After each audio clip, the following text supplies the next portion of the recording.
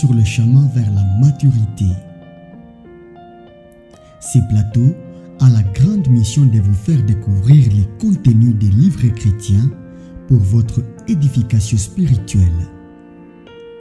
Ici, nous sommes convaincus qu'en écoutant et en lisant chaque jour la parole de Dieu, nous serons transformés à son image, grandir tel qu'il veut, être tel qu'il veut. Nous sommes en train d'exploiter actuellement les livres Découvre et expérimente sa présence, écrit par Marcelo Jérémy Tonassi, sélectionné pour vous par l'évangéliste Léo Siava et le docteur Jonathan Mbatsu. La lecture de Grâce Moïsa.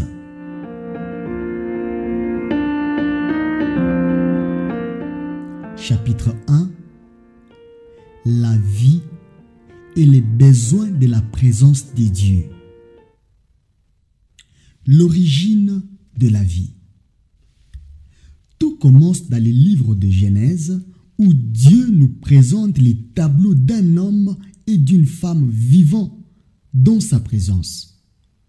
Le jardin d'Éden est l'image de la prospérité, de la fécondité et de tout ce qui construit et édifie la vie de l'individu ainsi que celle de la société.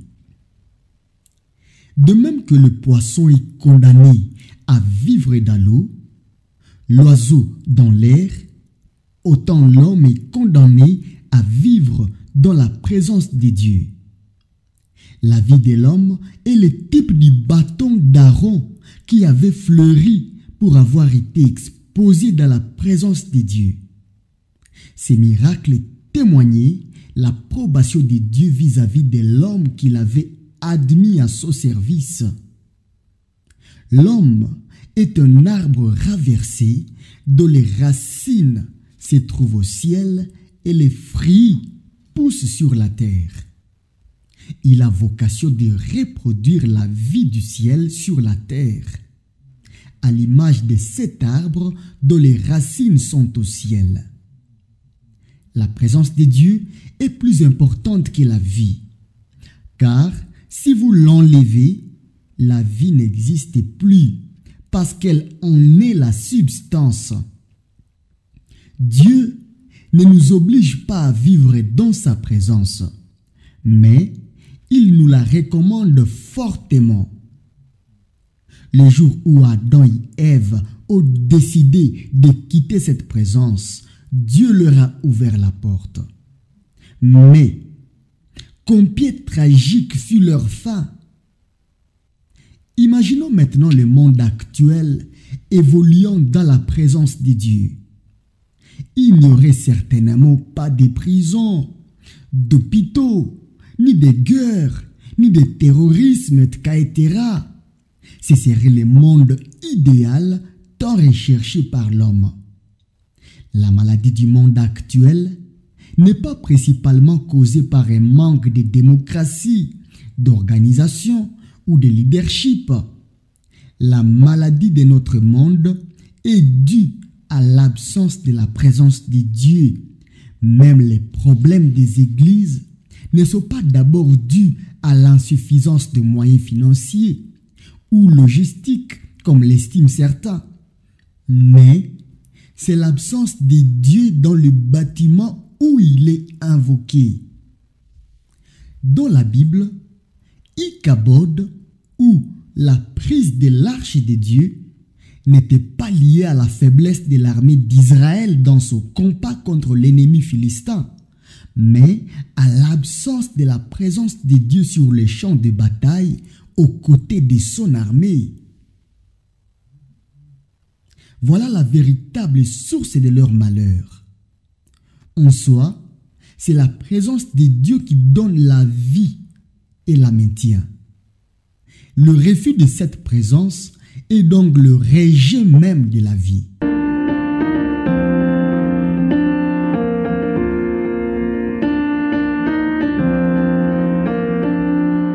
Les caractéristiques de la vie.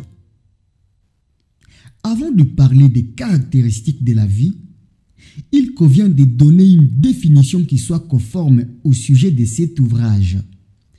Connaître et expérimenter la présence de Dieu. La vie est un ensemble d'additions, de multiplications et de continuations. Quand une chose ne sait pas s'additionner, se multiplier et se perpétuer, elle finit par mourir. Quand le cœur cesse de battre, il est mort. Quand les cellules cessent de se multiplier, il y a la maladie. Quand l'argent ne se multiplie plus, il y a stagnation. Et la stérilité est un signe de mort. Corrélation entre la présence de Dieu et la vie. Addition, multiplication et perpétuation. Comment est-ce que la présence de Dieu amène-t-elle l'addition, la multiplication et la perpétuation dans la vie d'une personne?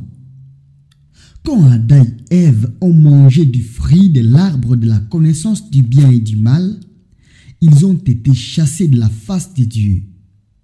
Cela a engendré la mort, laquelle est l'opposé de l'addition, de la multiplication et de la continuation. Les ronces ont poussé pour s'opposer à la vie. Au lieu de l'addition, il y a eu soustraction. À la place de la multiplication, il y a eu division. Et la cessation a remplacé la continuation. La génétique reconnaît qu'à partir de 25 ans, l'homme commence à mourir parce que les cellules de son corps ne se renouvellent plus parfaitement. D'où le vieillissement.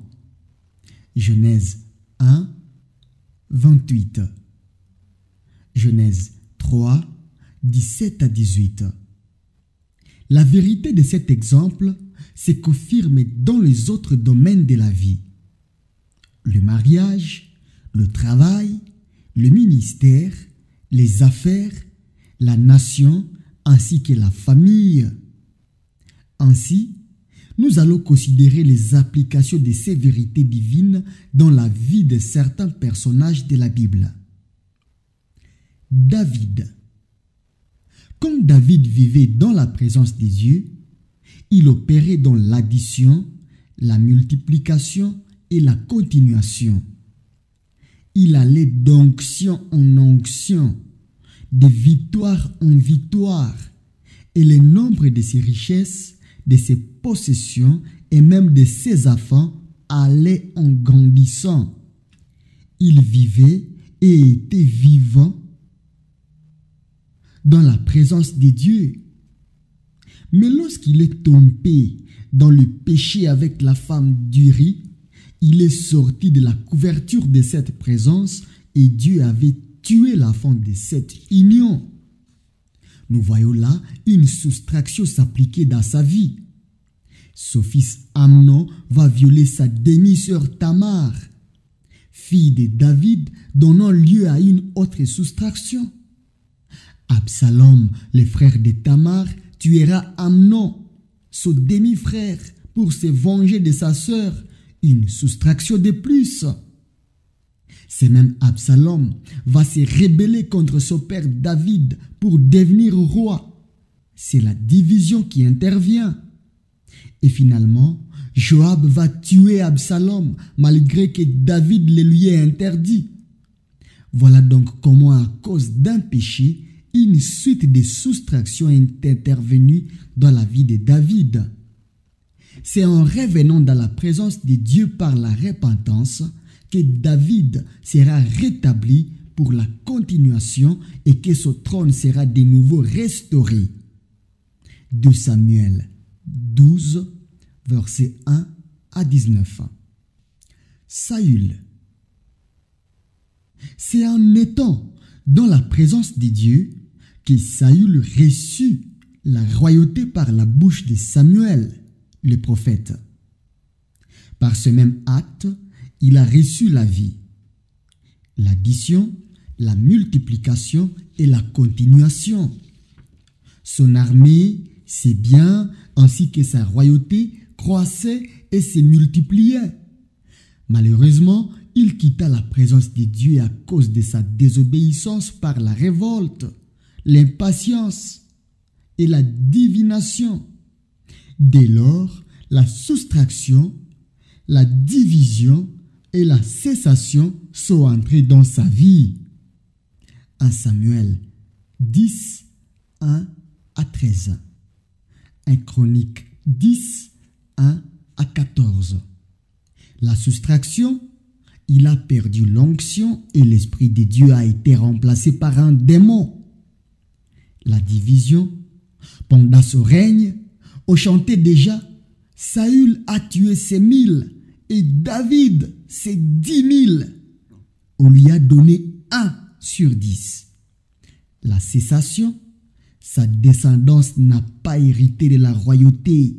Il est mort le même jour que son héritier et toute sa descendance a été exclue de la royauté. À l'opposé de David, Saül ne s'est pas repenti et mourut dans son péché. Le monde actuel face à la présence de Dieu.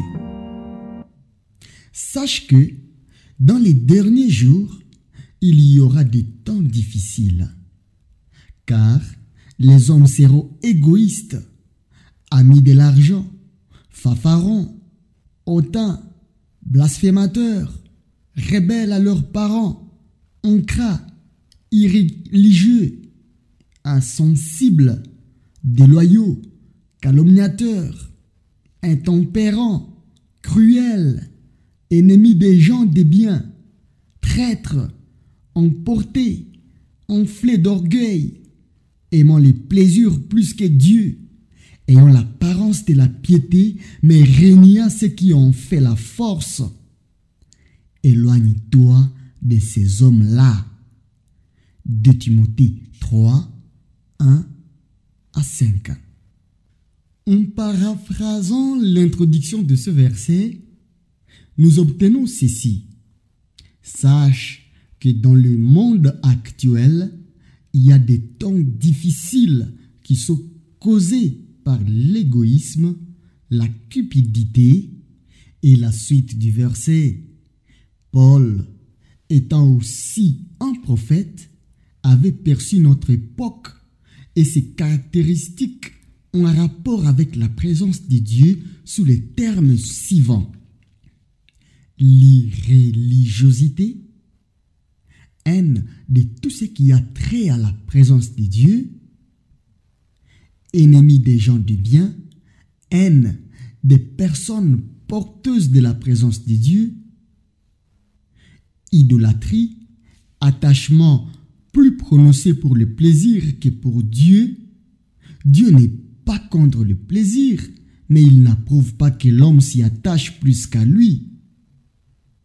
Ayant l'apparence de la piété, mais régnant ceux qui ont fait la force, l'hypocrisie religieuse et spiritualité de façade. 1. L'irréligiosité.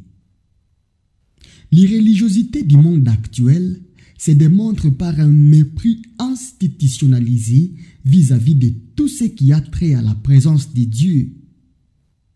Les gens méprisent les églises et honorent les stades. Ils préfèrent regarder la télé que participer au culte. Les militaires violent des femmes et commettent des génocides dans les églises. On ferme les églises et on ouvre des cabarets.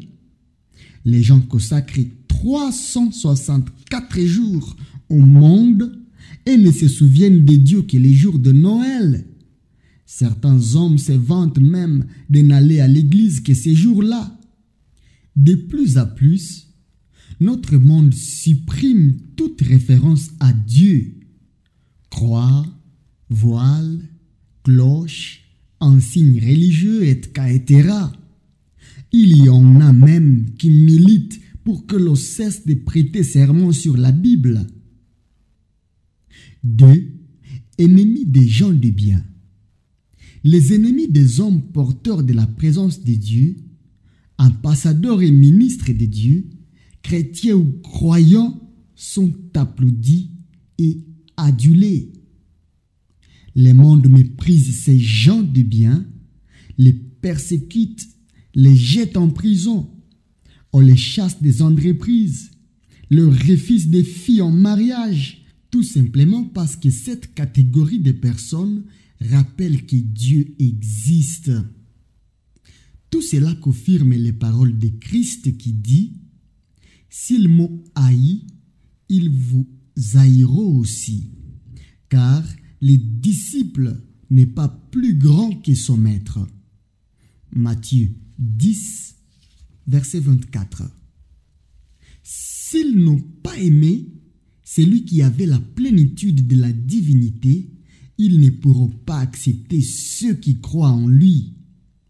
La haine du monde contre les gens du bien n'est que l'expression de la haine du monde contre Jésus-Christ lui-même. Ce qui est dommage, c'est de voir les gens du bien être persécutés même par l'Église. Quel paradoxe! De même que les pharisiens ont persécuté Jésus et l'ont chassé de leur synagogue à cause de leur préférence pour la loi, aujourd'hui encore, certains hommes d'église tiennent la présence de Dieu hors des cultes parce qu'ils préfèrent leur temple, leur administration, leur dogme et leur tradition que celle-ci.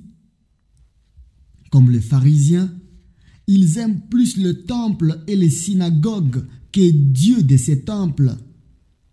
L'Église actuelle ne supporte plus des prédicateurs de la vérité, les prédicateurs de la repentance, et se fabrique des prédicateurs et des faux docteurs qui la caressent au sens du poil, lui disant ce qu'elle a envie d'entendre. Elle est comme Akab qui préférait attendre le message des faux prophètes plutôt que celui des Michée. 3. Idolâtrie. L'idolâtrie ne se limite pas seulement au fait de se prosterner devant les statues.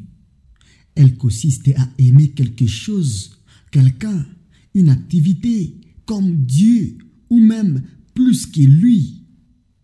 L'Éternel dit « Je ne donnerai ma gloire à personne, ni mon honneur aux idoles. » Ésaïe 42, verset 8. Le monde actuel aime le sport plus que Dieu. Il aime le plaisir sexuel, la nourriture, le confort, la renommée, les divertissements, etc. Plus que Dieu. Il y a des chaînes de télévision qui diffusent des émissions gastronomiques, mais refusent que l'on y prêche la parole de Dieu. Il y a de ces gens qui se suicident parce que leur équipe de football a perdu le match. Quelle aberration! Des fans s'évanouissent parce que leur musicien préféré leur a fixé le regard. Il y en a qui passent toute leur vie dans des casinos, oubliant qu'ils ont une famille. Certains sont même prêts à tuer père et mère pour avoir ne serait-ce qu'une seringue de cocaïne en vue d'un plaisir éphémère. La société actuelle tolère la pornographie, le lesbianisme et l'homosexualité. Dans certains pays africains, les sociétés brassicoles sont les principaux sponsors des équipes de football. Je me demande d'ailleurs ce que fait la bière dans le football. Depuis quand la bière contribue à former un excellent sportif professionnel? Il y a des pays où des chaînes de télévision feraient faillite sans l'apport financier des sociétés brassicoles. Cette omniprésence de l'alcool, notamment par un matraquage publicitaire, ne peut que conduire à la hausse continuelle des livrogneries dans la société. Presque toutes les publicités à travers le monde sont parfumées par la nudité de la femme, comme si la devise était « pas de nudité, pas d'achat ». Nous voyons la prostitution présentée comme le plus vieux métier du monde, être légalisée, protégée et encadrée dans certains pays, et des avenues de quartiers et des forêts entières y sont consacrées. Les hommes d'aujourd'hui ne marquent aucune différence entre ceux de Sodome et Gomorrhe qui, à cause de leur amour pour les plaisirs charnels, voulurent avoir des relations contre nature avec 2 anges en visite chez Lot qu'ils avaient pris pour des hommes. Genèse 19, 5 à 9. Le récit de Sodome et Gomorrhe démontre une fois de plus qu'une société qui aime le plaisir plus que Dieu finit toujours par s'attaquer de manière consciente ou inconsciente à Dieu et par conséquent subit ce jugement. La suite nous révèle que les sodomites furent frappés de cécité par les 2 anges, et cela du plus petit au plus grand. 4. Ayant l'apparence de la piété, mais régnant ce qui en fait la force. Bizarrement, malgré l'expansion de l'iniquité à travers le monde, je remarque néanmoins dans certains endroits une ferveur religieuse intense sans aucune transformation intérieure réelle. Les mêmes autorités qui prêtent serment sur la Bible déclenchent des guerres dans plusieurs régions du monde. L'on admet l'homosexualité d'un côté alors que l'on ferme des églises de l'autre. Au nom de la démocratie, de la laïcité, de la tolérance ou dans certains intérêts nationaux, l'on pratique sans gêne la magie. On vole l'État, on légalise l'avortement, on emprisonne des innocents, on assassine des adversaires politiques, etc. Voilà ce que signifie avoir l'apparence de la piété tout en régnant ce qui en fait la force. Les pédophiles et les homosexuels sont des gens très respectables dans la société, parfois même en toge. Parmi les voleurs et les escrocs, certains portent même le col pastoral. Les gens ont du zèle pour se rendre à l'église, mais demeurent incapables de porter du bon fruit dans la société. L'on ne compte plus le nombre de pseudo-serviteurs de Dieu qui bâtissent le royaume appelé communauté, plateforme ou parti chrétien au lieu de bâtir le royaume de Dieu. Toutes ces choses rappellent tristement les pharisiens qui, malgré leur longue robe et leur démarche pieuse, étaient des ravisseurs, des orgueilleux, des méchants, des voleurs et des assassins capables de tuer les fils de Dieu lui-même au nom de Dieu. Voilà ce qui s'est produit lorsque l'on commet l'erreur de nettoyer l'extérieur du vase sans s'occuper de son intérieur. Pas étonnant que Christ les assimile à des tombeaux blanchis, des églises blanchies, des ministères blanchis, des associations blanchies à cause de la pourriture qu'ils cachent, malgré une apparence extérieure de piété. Malgré tout, un grand vide. Quand Dieu n'est plus là, l'homme devient Dieu. Et l'homme est un mauvais Dieu qui n'amène que les temps difficiles. Guerre, terrorisme, injustice sociale, famine et soulèvement. La Bible nous dit que dans les derniers jours, c'est-à-dire dans le monde actuel, il y aura des temps difficiles à cause du rejet de Dieu. Remplacer les grands dieux par les petits dieux, la substitution du vrai par le faux, laisse toujours un vide insociable que seul Dieu peut combler quand on revient à lui. Dieu n'a jamais abandonné la société actuelle, mais c'est cette dernière qu'il a abandonnée. C'est pourquoi Dieu œuvre toujours pour le retour du monde vers lui à travers un vide plus béant qui se manifeste par une grande insatisfaction. Malgré les développements technologiques ou un semblant de démocratie, malgré les luxes, le confort, la nourriture bio ou le foisonnement des distractions et des plaisirs, malgré tout cela, un grand vide. En du monde moderne, tu as besoin de Dieu, car lui seul, lui et lui seul peut remplir les vides que tu ressens. Ton esprit est à l'image de Dieu et lui seul en a la maîtrise profonde. Tout substitut à la présence de Dieu ne fera qu'amplifier ton vide, ton insatisfaction, les guerres, les révoltes, les violences, les famines et les injustices ne sont que des cris de l'insatisfaction des âmes qui se déchaînent. Quel que soit le nombre de démons dans une personne, la Bible ne parle jamais de la plénitude des démons, car l'esprit de l'homme a été créé à la taille ou à l'image de Dieu. C'est pourquoi, malgré la présence de toute une légion de démons, le possédé de Gadara n'a jamais été rempli de démons, mais habité par ces derniers. Son esprit était trop spacieux pour qu'une petite légion de démons le remplisse. L'esprit de l'homme a été fait à la taille de l'esprit de Dieu. Aussi parle-t-on de la plénitude de l'esprit. L'esprit de l'homme, c'est la chaussure et l'esprit de Dieu, c'est les pieds.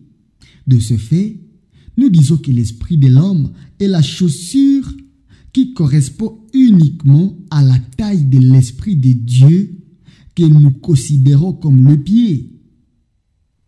Le monde actuel est semblable à Jacob qui, en dépit de la bénédiction d'Isaac qu'il avait usurpée, demeura insatisfait au point d'éprouver le besoin de la bénédiction qui émane de la sainte présence de Dieu. La preuve est qu'après avoir lutté avec l'ange, il n'a plus jamais exigé aucune autre bénédiction. Malgré les luxes du palais de Pharaon, Moïse avait une grande lassitude qui l'attirait vers un peuple esclave. Le bonheur qu'il éprouva après les buissons ardents était supérieur à celui du palais. Cet homme qui s'appuyait sur un bâton devint plus heureux que celui qui se promenait sur un char. Loin de nous l'idée de faire l'apologie de la pauvreté, mais nous voulons dire au monde actuel que les biens matériels et les conforts sans Dieu ne laissent qu'un vide béant dans l'âme. Pourquoi, d'après vous, les taux de suicide, de meurtre, de figues, d'alcooliques, de toxicomanes, etc. ne fait que s'accroître malgré les développements technologiques du monde actuel? La raison en est que les solutions proposées par les dirigeants, les leaders et les New Age ne correspondent pas aux besoins de l'âme humaine créée à l'image de Dieu.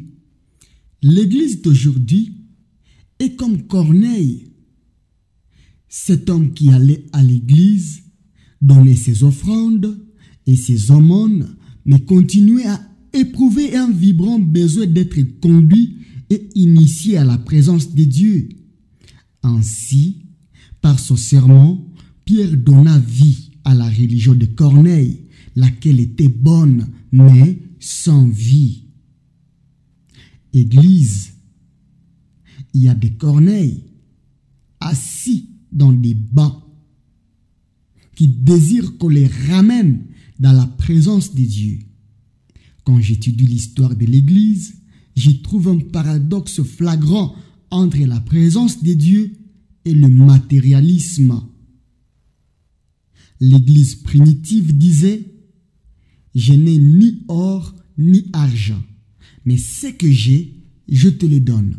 Lève-toi et marche. Mais l'Église actuelle dit: j'ai amassé de l'or et l'argent, mais je ne sais plus dire lève-toi et marche. Acte 3, 6 à 7. Ce que je comprends, c'est que l'Église primitive était pauvre matériellement, mais riche spirituellement.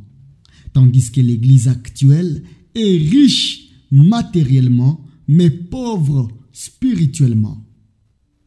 L'idéal serait que nous puissions dire: grâce à la présence de Dieu, j'ai acquis l'or et l'argent. Mais malgré cela, lève-toi et marche. Soyons riches matériellement, mais aussi spirituellement. Le temple d'Hérode était plus luxueux que la tente d'assignation du temps de Moïse, mais il était pourtant dépourvu de la richesse de la tente, la Shekinah. Ce n'est pas que Dieu soit contre le temple parce qu'il remplit de sa gloire celui de Salomon, tant que le principe qui attire sa présence était respecté. L'Église actuelle est tombée dans les pièges de croire que c'est en développant, en médiatisant et en enrichissant ses programmes de culte que la présence de Dieu viendra dans le temple. Toutes ces choses sont inutiles et vaines si, au préalable, il n'y a pas la repentance qui mène à la sanctification et à la soif de Dieu. Chers serviteurs de Dieu, je loue nos efforts à moderniser nos églises, mais n'oublions jamais ce qui fit la force de nos églises dans leur début, la présence de Dieu, sans laquelle, malgré tout, un grand vide, et ce vide peut exister malgré des bons cultes, une grande foule de grande libéralité et une importante notoriété produisant une église obèse. Qu'est-ce que j'appelle église obèse? C'est une église dont la croissance n'est pas accompagnée de la présence de Dieu. L'un des exemples les plus évidents est le pharisianisme du temps de Jésus. C'est étonnant de remarquer combien les pharisiens avaient établi une très bonne organisation autour d'un lieu très saint, des pieds de l'arche de Dieu, car elle fut volée. C'est pourquoi les jours où la présence de Dieu revint dans les temples, elle déchira le voile de haut en bas, afin de découvrir la nudité spirituelle de ces lieux très saints sans arche. Donc, de leurs faux lieux très saints. Aujourd'hui encore, chaque fois que le réveil vient dans l'église, il désacralise les faux lieux très saints, les faux dogmes et dévoile l'hypocrisie des faux leaders.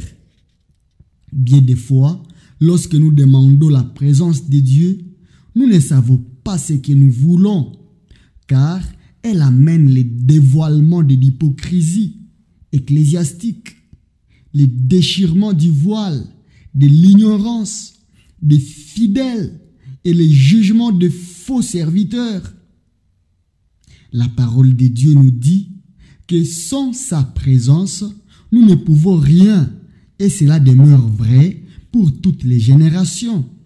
Que ce soit du temps de l'homme antique ou de l'homme moderne, le besoin de la présence de Dieu demeure indispensable, car l'âme et l'esprit de l'homme sont essentiellement les mêmes dans toutes les générations. Autant Adam et Ève avaient besoin de la présence de Dieu, autant l'homme moderne en a également besoin, car sans elle, il ne peut vivre. Le modernisme change l'extérieur de l'homme, mais c'est la présence de Dieu qui remplit les fonds de son être. À la fin, enfin, on y pense. Dans une de nos langues nationales, il y a un adage qui dit « Bozo baliboso, maele nasima », c'est-à-dire que la bêtise précède souvent la sagesse. L'homme a souvent tendance à comprendre après avoir connu des temps de turbulence, rencontré toutes sortes de problèmes et goûté à la déception. Cet adage est en soi un avertissement parce qu'il recommande à l'homme d'appliquer la sagesse avant de subir les conséquences de la bêtise. À l'instar de Noé, qui a attendu d'être déçu par le corbeau pour se confier à la colombe, l'homme moderne se confie d'abord dans sa technologie avant de se confier à Dieu. C'est lorsque cette dernière le déçoit qu'il recherche à se confier à ou en Dieu. Les déceptions, le vide, les frustrations que nous ressentons dans la vie sont des pédagogues qui nous rappellent notre besoin de Dieu, comme un aéroport vers lequel l'avion est obligé de revenir. Ainsi est Dieu pour l'humanité. Les fils prodigues, réclamant sa liberté et son indépendance, ne savaient pas qu'en agissant ainsi, il se privait de la présence protectrice de son père. C'est seulement quand il se retrouva pauvre, obligé de manger des carouges de cochons et désabusé, qu'il comprit l'importance de la présence de son père. Il comprit alors que la présence de son père était plus importante que ses biens, de même que Dieu est plus important que sa bénédiction. Le monde actuel connaîtra bientôt une faim et une soif de Dieu telle qu'on n'en a jamais connue.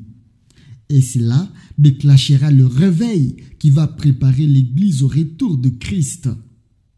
L'homme sage et intelligent doit apprendre à avoir soif de Dieu, même dans l'aisance et dans la richesse. Ainsi, il n'aura pas besoin d'être frappé par la pauvreté pour rechercher la présence de Dieu. Celui qui assimile ses leçons n'a plus besoin de pédagogues. La fausse conception de la vie selon le New Age. Le New Age est un mouvement tentaculaire et sans forme qui revendique de tout croire et de ne rien croire en même temps. C'est un mouvement œcuménique qui prône la force de l'homme, son indépendance, sa puissance, son intelligence, son potentiel et les capacités de son esprit sans se référer à son créateur. C'est un mouvement démoniaque qui fait de l'homme son propre Dieu, rappelant la tentation d'Adam et Ève dans le jardin d'Éden qui les avait déconnectés de Dieu en leur promettant de devenir des dieux. C'est un mouvement qui incite à la rébellion vis-à-vis de l'autorité de Dieu. Dans le New Age, les biens et le mal sont facultatifs. Il est interdit d'interdire, car chacun est une loi pour lui-même et se bâtit sa propre constitution de vie. Le New Age est une religion sans Dieu qui fait de l'homme son propre Dieu. Nous savons que partout où l'homme est Dieu, Satan règne en Dieu et finit par faire de l'homme son propre adorateur. Le New Age est la manifestation du mystère de l'iniquité qui agit déjà pour préparer la dernière tour de Babel sur laquelle l'Antichrist viendra régner. La conception du New Age n'est pas new ou nouvelle. Elle est ancienne, car depuis la chute de Lucifer, Sa seule stratégie a été celle de créer un monde sans Dieu. Il n'y a pas de nouveaux péchés, mais il n'y a que de nouveaux pécheurs. Cet esprit n'est pas un nouvel esprit, mais c'est celui du serpent ancien appelé Satan. Des fois, sans se rendre compte, l'Église annonce le message du New Age lorsque du début à la fin d'un sermon, l'œuvre de la croix n'est nulle part présentée comme la seule alternative qui conduit au bonheur, au salut, à la paix et à la joie de l'homme. L'Église doit faire attention à ces prédicateurs qui se disent être des motivateurs, prêchant la pensée positive, non soutenue par l'œuvre de la croix, mais seulement par la pensée positive. Dieu dit, sans moi, vous ne pouvez rien. Alors que le New Age dit, seul, vous pouvez tout. Cette dernière est une grave hérésie digne de la condamnation éternelle.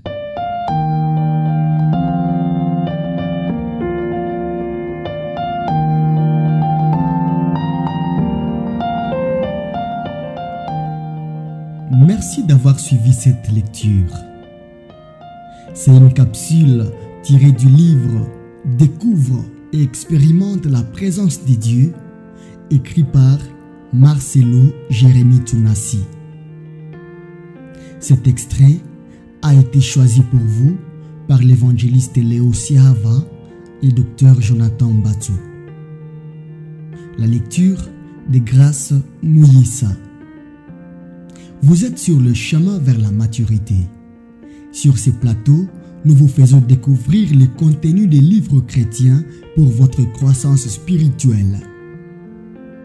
Ici, nous sommes convaincus qu'en écoutant et en lisant chaque jour la parole de Dieu, nous serons transformés à son image, grandir tel qu'il veut, être tel qu'il veut. Nous avons hâte d'entendre les témoignages des vies transformées par l'écoute de l'Évangile. Grâce et shalom au Fils de Dieu.